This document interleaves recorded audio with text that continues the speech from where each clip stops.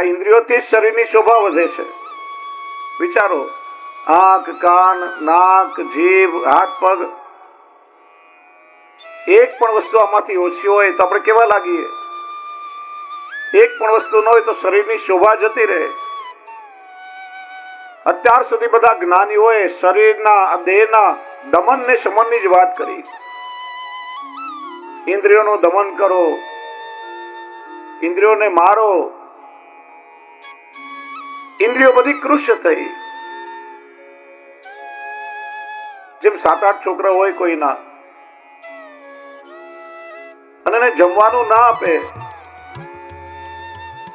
ભૂખ્યા છોકરાઓ શાપ આપે. એમાં ઇન્દ્રિયોને કઈ કામ ન મળતા ઇન્દ્રિયો શુષ્ક થઈ. શ્રી મહાપ્રભુજી આ જગતને સમજાવ્યું કે આ ઇન્દ્રિયો દમન કરવા માટે નથી. આ ઇન્દ્રિયોને પ્રભુની સાથે જોડો. ઇન્દ્રિયોનો વિનિયોગ પ્રભુની સેવામાં કરો. અત્યાર સુધી તમે આંખથી લૌકિક સંસારમાં સુંદરતા જોતા હતા, પણ આ જ આંખથી તમે પ્રભુના દર્શન કરો તો નેત્ર સાર્થક થશે. ગોપીજનો જેમ કે છે વેણુ ગીતમાં, અક્ષણવતામ ફલમિદમ ન પરમ વિદામ. એ સખી, આ દેહની ઇન્દ્રિયો ધારણ કરવાનું સાચું ફલ એ જ છે કે જેના વડે આપણે ભગવદ રસાનુભૂતિ કરીએ. નહીં તો ઇન્દ્રિયો ધારણ કરવી વ્યર્થ છે. કાનથી આપણે કેવલ લૌકિક વાતો સાંભળતા હતા. શ્રી મહાપ્રભુજી બતાવ્યું કે આ કાનથી તમે પ્રભુની લીલાનું, ભગવદ ગુણગાનનું શ્રવણ કરો તો તમારા કાન સાર્થક છે. જીભથી આપણે લૌકિક વાતો, એકબીજાની નિંદાઓ કરતા હતા. શ્રી વલ્લભે બતાવ્યો કે આ જીભનો વિનિયોગ પ્રભુની ગુણગાન ગાવામાં કરો, તમે સેવા બની જશે. ઇન્દ્રિયોને મરાય નહીં, ભગવત સેવામાં જોડો. એટલે તો શ્રી મહાપ્રભુજીએ બીજા અસુરોને માર્યા, કાલીનાગને માર્યો નહીં, એને નાથ્યો. કેમ કે ઇન્દ્રિયાધ્યાસ છે. શિવની ઇન્દ્રિયો ભગવત સેવાનું સાધન છે. એમાં વિકાર આવે તો એને મરાય નહીં, પ્રભુની સેવામાં જોડવાથી એના વિકાર દૂર થાય છે. આમ શ્રીના ઘણા અર્થ બતાવ્યા અને બધાને વાલા થયા એટલા માટે શ્રી વલ્લભ. આમ આપનું નામ શ્રી વલ્લભ અનેક પ્રકારે સાર્થક છે. શ્રી વલ્લભના ગુણગાન પણ સર્વોત્તમ. આ સ્તોત્ર પ્રગટ કેવી રીતે થયું? જેમ વ્યાસજીએ સમાધિમાં ભગવદ લીલાના દર્શન કર્યા અને ભાગવત પ્રગટ થયું, એમ શ્રી ગુસાઈજીએ વિપ્રયોગ અવસ્થામાં શ્રી મહાપ્રભુજીના 108 દિવ્ય લીલાત્મક નામો એનો અનુભવ કર્યો. અને એ જ સર્વોત્તમ સ્વરૂપે પ્રગટ થયો. જેમ ભાગવત એ વ્યાસજીની સમાધિ ભાષા છે, એમ સર્વોત્તમ સ્તોત્ર એ શ્રી ગુસાઈજીની વિપ્રયોગની ભાષા છે.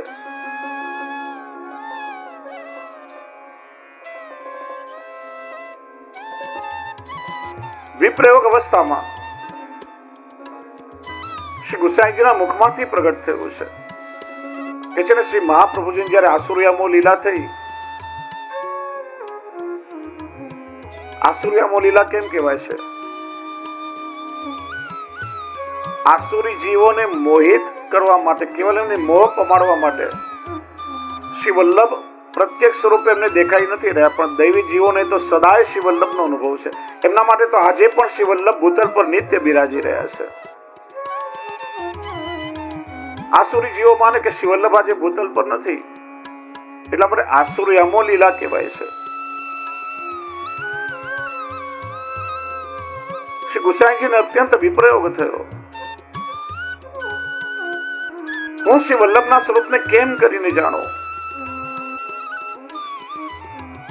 શ્રી વલ્લભના સ્વરૂપનો અનુભવ કેમ કરું? દામોદરદાસ સરસાણીજીને પૂછ્યું. દમલાજી કે કૃપાનાથ, શ્રી વલ્લભનું સ્વરૂપ તો અગાધ સાગર છે, અને શ્રી વલ્લભના લીલા રસનો એ સાગર તો આપના હૃદયમાં નિત્ય બિરાજે છે. આપ કેવલ શ્રી વલ્લભના સ્વરૂપનું સ્મરણ કરો. શ્રી વલ્લભ સ્વયં આપને પોતાના સ્વરૂપનો અનુભવ કરાવશે. શ્રી ગુસાઈજી એકાંતમાં બિરાજ્યા. શ્રી મહાપ્રભુજીનો એવો વિપ્રયોગ થવા લાગ્યો. નિરંતર શ્રી વલ્લભનું સ્મરણ કરવા લાગ્યા. જો આપણે ત્યાં બે પ્રકારે અનુભવ છે, સંયોગાત્મક અને વિપ્રયોગાત્મક. જ્યારે ઠાકોરજી આપણી સામે બિરાજે પ્રગટ સ્વરૂપે, ત્યારે પ્રભુનો સંયોગાત્મક અનુભવ થાય. પ્રભુ જ્યારે આપણી સન્મુખ ન હોય ત્યારે નેત્ર બંધ કરીને પ્રભુનો વિપ્રયોગાત્મક અનુભવ થાય. વૈષ્ણવ ધ્યાનથી સાંભળો તો ખ્યાલ આવશે. આ બંનેના પણ પાછા બબ્બે પ્રકાર છે. સંયોગાત્મક ધર્મ સ્વરૂપ અને સંયોગાત્મક ધર્મી સ્વરૂપ. એમ વિપ્રયોગાત્મક ધર્મ સ્વરૂપ અને વિપ્રયોગાત્મક ધર્મી સ્વરૂપ. સંયોગાત્મક ધર્મ સ્વરૂપ કોને કહેવાય? તમે ઠાકોરજીની સામે બેઠા છો, પ્રભુની સેવા કરી રહ્યા છો. ઠાકોરજી તમારી સેવા સ્વીકારી રહ્યા છે. પ્રભુને તમે ભોગ ધર્યા, પ્રભુ આરોગી રહ્યા છે, પણ એ પ્રત્યક્ષ દર્શન તમને નથી થઈ રહ્યા. પ્રભુ તમારી સેવા સ્વીકારી રહ્યા છે, પણ એનો અનુભવ નથી થઈ રહ્યો. એ સંયોગાત્મક ધર્મ સ્વરૂપ છે. સંયોગાત્મક ધર્મી સ્વરૂપ એટલે તમારી સેવાથી પ્રભુ પ્રસન્ન થયા, તમારી સામે પ્રગટ થાય, તમને આજ્ઞા કરે કે આજે મને અમુક શિંગાર ધરવાની ઈચ્છા છે, આજે મને ફલાણા આભરણ ધરાવો, આજે મારી આ સામગ્રી આરોગવાની ઈચ્છા છે, આ સામગ્રી તમે મને ભોગ ધરો. ત્યારે સંયોગાત્મક ધર્મી સ્વરૂપ પ્રગટ થયું કહેવાય. એવી જ રીતે જે અનુભવ તમને થયો, મનમાં તાપ થાય કે હવે આવો અનુભવ મને ફરી ક્યારે થશે? પ્રભુ આવો અનુભવ હવે મને ક્યારે જતાવશે? તો થયું વિપ્રયોગાત્મક ધર્મ સ્વરૂપ. અને એ વિપ્રયોગ જ્યારે ચરમસીમાએ પહોંચે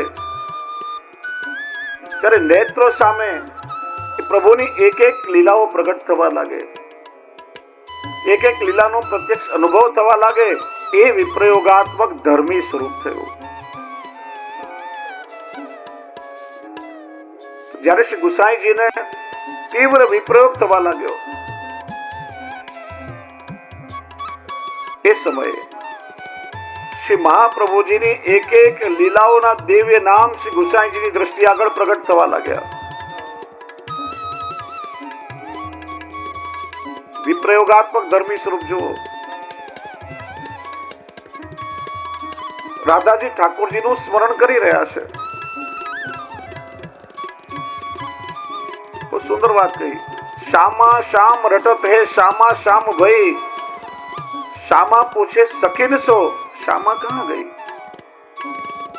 રાધાજી ઠાકોરજીનું સ્મરણ કરતા કરતા એ ચરમસીમાએ પહોંચે તો પોતાને જ કૃષ્ણ માનવા લાગ્યા. રાસ પંચાધ્યાયમાં આવી છે ને કે પ્રભુનું સ્મરણ કરીને ગોપીઓ પોતાને કૃષ્ણમય માની લીલાનું અનુકરણ કરવા લાગી. એમ રાધાજી પોતે પોતાને શ્યામ માનીને સખીને પૂછે, અરે શ્યામા ક્યાં ગઈ, રાધાજી ક્યાં ગયા? પોતે જ પ્રત્યક્ષ અનુભૂતિ કરે, એને વિપ્રયોગાત્મક ધર્મી સ્વરૂપ કહેવાય. એમ શ્રી ગુસાઈજીનો વિપ્રયોગ ચરમસીમાએ પહોંચ્યો. અને એવી પણ આવી કે શ્રી વલ્લભના દેવ લીલાના ચરિત્રો પ્રગટ થવા લાગ્યા. અને શ્રી ગુસાઈજીના મુખમાંથી એક એક નામ પ્રગટ થવા લાગ્યું. આનંદાય નમઃ, પરમાનંદાય નમઃ, શ્રી કૃષ્ણાસ્યાય નમઃ. અને નામ પ્રગટ થયા. એ છે સર્વોત્તમ સ્તોત્ર. સર્વોત્તમ સ્તોત્ર જપાત્મક પણ છે અને પાઠાત્મક પણ છે.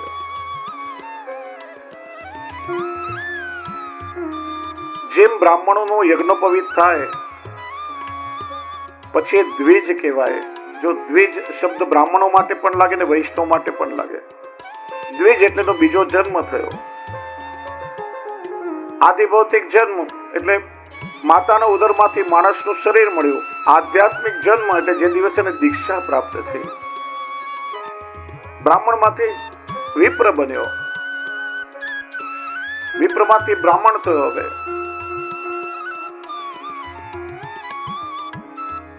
જન્મના જાય તે વિપ્ર સંસ્કારા દ્વિજ ઉચ્યતે. જ્યારે સંસ્કાર થાય ત્યારે દ્વિજ થાય. એમ વૈષ્ણવને બ્રહ્મ સમન થયો ત્યારે એનો આધ્યાત્મિક જન્મ થયો. ત્રીજો જન્મ એટલે નિત્ય લીલામાં જે સ્વરૂપ બિરાજે છે. તો યજ્ઞોપવિત પછી બ્રાહ્મણોએ ગાયત્રી કરવી જોઈએ, અનિવાર્ય છે. એના માટે જો બ્રાહ્મણ ગાયત્રી મંત્ર ન જપે તો એની અંદર રહેલા બ્રહ્મણ્ય દેવતા તિરોહિત થઈ જાય. એમ શ્રી મહાપ્રભુજીના શરણમાં આવીને વૈષ્ણવ જો સર્વોત્તમજીનો પાઠ નિયમથી ન કરે તો એની અંદર રહેલી દિવ્ય વૈષ્ણવતા લોપ થઈ જાય. સર્વોત્તમજી વૈષ્ણવ માટે ગાયત્રી સમાન છે. વૈષ્ણવે નિત્ય સર્વોત્તમજીનો પાઠ કરવો જોઈએ. ન બને તો શ્રી વલ્લભના એમાંથી કોઈ પણ નામનો જપ કરો. આ જપ અને પાઠ કરવાથી આપણું અંતઃકરણ શુદ્ધ થાય. જો શ્રી વલ્લભ તો આપણા હૃદયમાં બિરાજે છે. ભાગવતજીમાં ભગવાનના 5 સ્વરૂપ બતાવ્યા. એમાં એક સ્વરૂપ છે અંતર્યામી, જે બધાના અંતરમાં બિરાજે છે. શ્રી વલ્લભ પણ અંતર્યામી સ્વરૂપે આપણી અંદર બિરાજે છે, પણ આપણને અનુભવ કેમ નથી થતો? કેમ કે આપણી અંદર રહેલા લૌકિક વિકારોના કારણે એ સ્વરૂપ ઝાંખું થયું. જપ પાઠ કરીએ ને જ્યારે, ત્યારે એનાથી એ સ્વરૂપ શુદ્ધ થાય છે અને ડગલે ને પગલે આપણું માર્ગદર્શન કરે છે.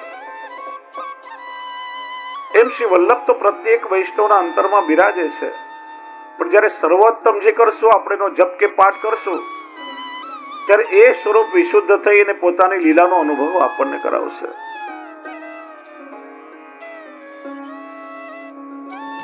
જપ પાઠ ઉભા ઉભા ચાલતા પડતા ગમે તે રીતે ના કરાય. વૈષ્ણવ સ્મરણ ગમે તે રીતે કરાય. જેમ હાથમાં ગૌમુખી લીધી હોય આ રીતે, અંગૂઠો અને અનામિકા આંગળીથી માળા પકડી મધ્યમાં આંગળીથી ફેરવ્યા, આ મુદ્રાને ગૌમુખી મુદ્રા કહેવાય. આના પરથી નામ થયું ગૌમુખી પેલી જોડીનો. ગમે તેમ ચાલતા પડતા ના કરાય. પાઠ કે જપ કરો, રેશમ કે કંતાન આસન પર બેસવું જોઈએ. પૂર્વમુખ કે ઉત્તરમુખ તરફ બેસીને પાઠ થાય. ગમે તે દિશામાં પણ ન થાય. ઠાકોરજીને પીઠ ન થાય એ રીતે બેસવું જોઈએ. જો ઠાકોરજીને, ભાગવતજીને, ગુરુદેવને ક્યારે પીઠ કરીને ના બેસવું. એ રીતે ઉભા પણ ના રહેવાય. કારણ કે ભાગવતજીમાં જે વિરાટ સ્વરૂપનું દર્શન કરાવ્યું એમાં કહ્યું કે ભગવાનની પીઠમાં અધર્મનો વ્યાસ છે. ઘણા લોકોને જોયા, આમ કોઈ મંદિરમાં પ્રદક્ષિણા કરતા હોય ને, પાછળથી વંદન કરે, માથું લગાડી. ક્યારે પાછળથી ભગવાનને પગે ન લગાય, આપણી અંદર અધર્મનો પ્રવેશ થાય. પ્રભુની પીઠમાં અધર્મનો વાસ છે. સન્મુખમાં જ વંદન દર્શન થાય. ક્યારે પીઠ કરીને ના બેસવું. પૂર્વ કે ઉત્તર તરફ મુખ રાખીને બેસવું. આસન પર બેસવું. આપણા કપડા છે ને એ જમીનને ન અડવા જોઈએ. આ બ્રાહ્મણો જે ધોતી પહેરે, ધોતીનો છેડો અહીંયા ખોસે, એનું કારણ શું? કે ફેશન માત્ર નથી. છેડાનો જે અણીવાળો ભાગ જમીનને અડે તો આપણા શરીરની બધી દિવ્ય ઉર્જા જમીનમાં ચાલી જાય. અર્થિંગ થાય, જેમ ઇલેક્ટ્રિકનું અર્થિંગ થાય એવી રીતે. એટલે જપ પાઠ કરવા બેસીએ તો આપણા કપડાનો સ્પર્શ જમીનને ન થવો જોઈએ. એ રીતે જપ પાઠ થાય. સ્મરણ તમે ગમે તે રીતે કરી શકો. મહાપ્રભુ કહે તસ્માત સર્વાત્મના નિત્યમ શ્રી કૃષ્ણ શરણમ મમ વદત ભીરેવ સતતમ. ખાતા પીતા ચાલતા ફરતા ઊંઘતા દરેક અવસ્થામાં થાય. જપ પાઠ અપવિત્ર અવસ્થામાં ન થાય. સ્નાન આદિ કરી પવિત્ર થઈને થાય. અને અષ્ટાક્ષરનું સ્મરણ તમે ગમે તે રીતે કરી શકો. બીજું, જપ પાઠમાં ઉચ્ચારણમાં અશુદ્ધિ ના આવી જોઈએ. ભલે તમને મોઢે આવડતા, તો 1000 વાર વૈષ્ણવને કહ્યું પણ છે, મારા સૌરાષ્ટ્રમાં કેટલી વાર ટોક્યા છે. આ મનોરથમાં વૈષ્ણવ યમનાષ્ટકના પાઠ કરતા એટલી બધી અશુદ્ધિ હોય કે ના પૂછો વાત. એક રસોઈ દીર્ઘઈમાં જો બોલવામાં ફરક પડે ને તો અર્થનો અનર્થ થઈ જાય સીધો. ભાષા છે, શુદ્ધ ઉચ્ચારનો આગ્રહ રાખો. એટલે ભલે ગમે એટલા મોઢે આવડતા હોય પણ સામે પુસ્તક રાખવાનો આગ્રહ રાખો, જેથી ઉચ્ચારણમાં ફેરફાર ન થાય. જપ કરવા માટે 108 મણકાની તુલસીની માલાનો પ્રયોગ કરવો જોઈએ. અને દરેક મણકાની વચ્ચે પેલી બ્રહ્મ ગાંઠ હોવી જોઈએ. ખાસ કાળજી રાખવી. વૈષ્ણવ ગમે તેવી માળાઓ આજે લઈ આવતા હોય છે, એવી માળાનો પ્રયોગ ન થાય.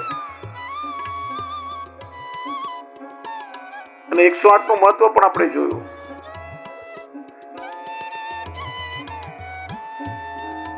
તો એ રીતે જેમ વૈષ્ણવને અષ્ટાક્ષરની દીક્ષા મળી છે,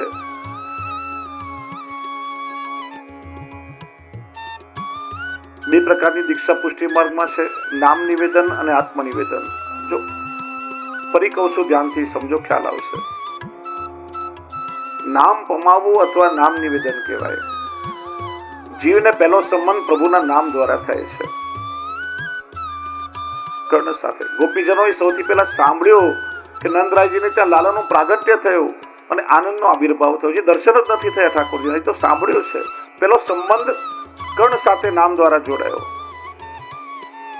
એમ 41 દિવસ થાય બાળકને, પછી શુદ્ધિકરણ થયા, પછી ગમે ત્યારે ગુરુદેવ દ્વારા 3 વાર કાનમાં અષ્ટાક્ષર બોલી નામ નિવેદન થાય, અથવા નામ પમાવવું કહેવાય. ઘણા વૈષ્ણવ કે જે કાનમાં ફૂંક મરાવી છે, કઈ કોઈ ભુવા પાસે લઈ જાઓ, અમારું કામ ફૂંક મારવાનું ના હોય. એક બેન કે જે દીકરાનું નામ કમાવવું છે, બધું સારા કામ કરશે તો કમાશે. વૈષ્ણવને પુષ્ટિ માર્ગના જે શબ્દો છે, પ્રોટોકોલ છે, એ શબ્દોની પણ સમજ હોવી જોઈએ.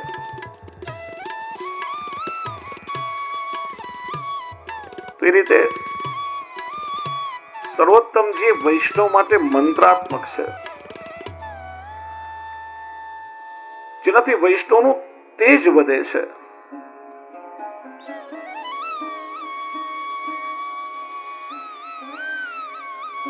શ્રી મહાપ્રભુજી જેમ આપણા ગુરુ છે, શ્રી ગુસાઈજી પણ ગુરુ છે. જેમ શ્રી મહાપ્રભુજી આપણને અષ્ટાક્ષર મહામંત્રનું દાન કર્યું અને શ્રી ગુસાઈજીએ